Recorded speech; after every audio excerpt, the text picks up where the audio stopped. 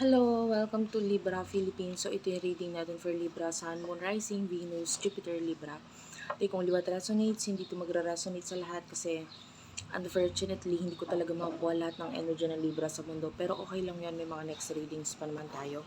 Kung gusto mo, pwede nga magpa-personal reading, Jing Tarot Reader, or doon sa aming Facebook page, mag-inquire ka na lang, Madam, space P, space pa sa dulo.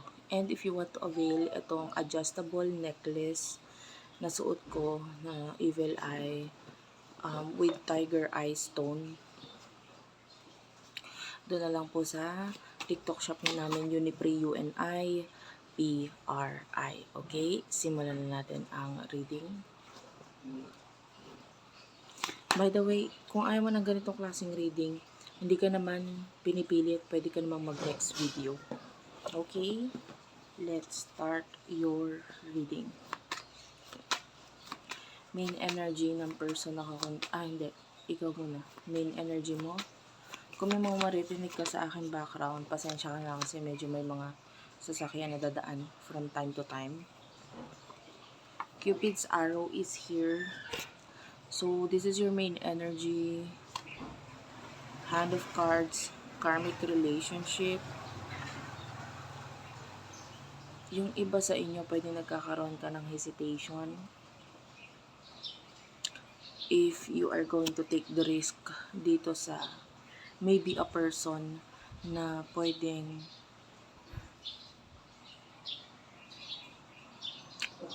yung iba you want to let go or yung iba pwedeng gusto mo iniisip mo kung i-let go mo ba yung isang tao or hindi, mag-hold on ka pa rin sa taong to or magte-take ka ng risk sa kanya. Either ayaw mo masaktan or ayaw mo makasakit. O yung iba sa inyo, maybe there's someone in the past na pwedeng I feel like you're not being honest completely sa kanya at saka sa sarili mo na rin. Pwede nagkakaroon ng problem regarding sa communication sa inyong dalawa. Who is this person that you're dealing with? Person na kakonect mo. Libra. You do have your stab in the back. Nasasaktan ng taong to, maybe may mga sinabi siya or may mga sinabi ka or may mga nalaman siya regarding sa'yo or regarding sa connection na ito. And you do have here the dragonfly. So, some of you, itong person na kakonect mo is healing. Kind of like moving on. Itong person na ito.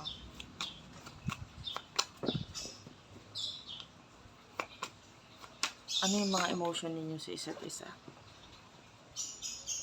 Hammer and the coffin.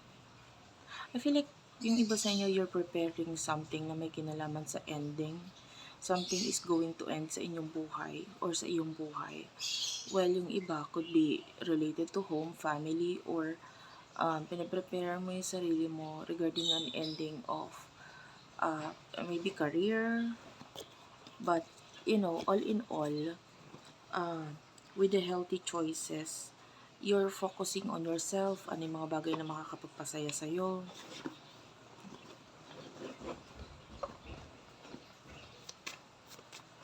Emotion ng person na ito para sa'yo.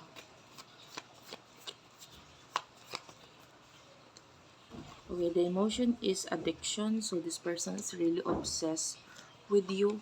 Obsessed siya. But, at the same time, wait lang guys. Okay, I'm back.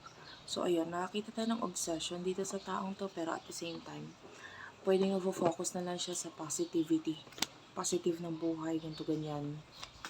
Pero nakikita natin yung pag-iisip niya sa obsessed siya. Ano gusto niya mangyari?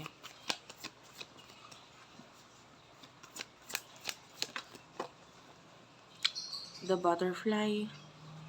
Gusto niya mag-heal. And magkaroon ng new beginning,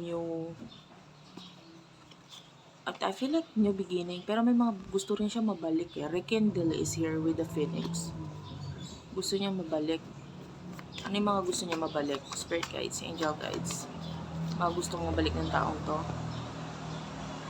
Coffee cup is here. So, gusto niya mabalik yung friendship or may mga, or love, you know. You do have your passion. Sa ngayon, gusto niya mabalik yung love. Pero ini-enjoy niya lang kung ano yung moment or kung ano yung mga meron ngayon.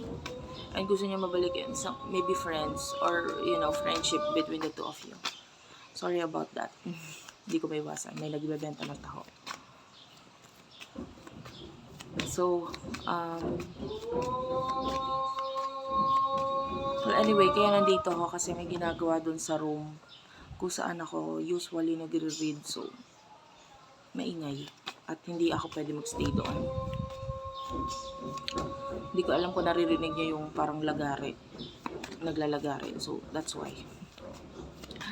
So, what will happen in the near future for the both of you? Okay. Talking is here and you do have your separation.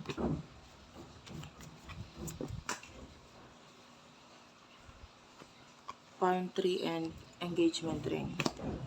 Bottom of the deck is the healing heart. So, some of you, there could be an ending and kailangan mo mag-heal from this heartbreak or heart pain. Kasi nandun yung parang magkakaroon ng stop dito sa pattern or paulit-ulit na nangyayari sa inyo. Like, paulit-ulit na conversation, pag-uusap, parang mag-i-end na siya. And parang kaya siya mag-i-end. Kasi dapat naman na talaga siya mag-i-end. Kasi hanggat hindi na nag-i-end or natatapos yung pag-uusap na yan, paulit-ulit na magiging ganun at ganun at ganun lang. Ganun na lang.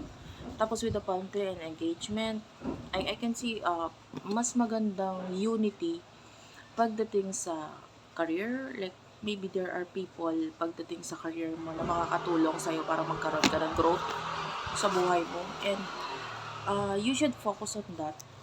Mas mag-focus ka na lang sa growth mo, sa finances mo, career mo. Kasi yun yung nakikita natin mas magiging stable sa'yo in the near future. Like your security, stability.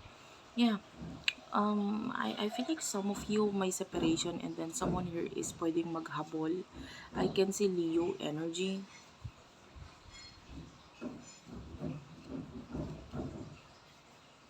But I can also see new person. So, nasa sa'yo yun. It's up to you whether to focus on the past or doon sa new person or new people ng buhay.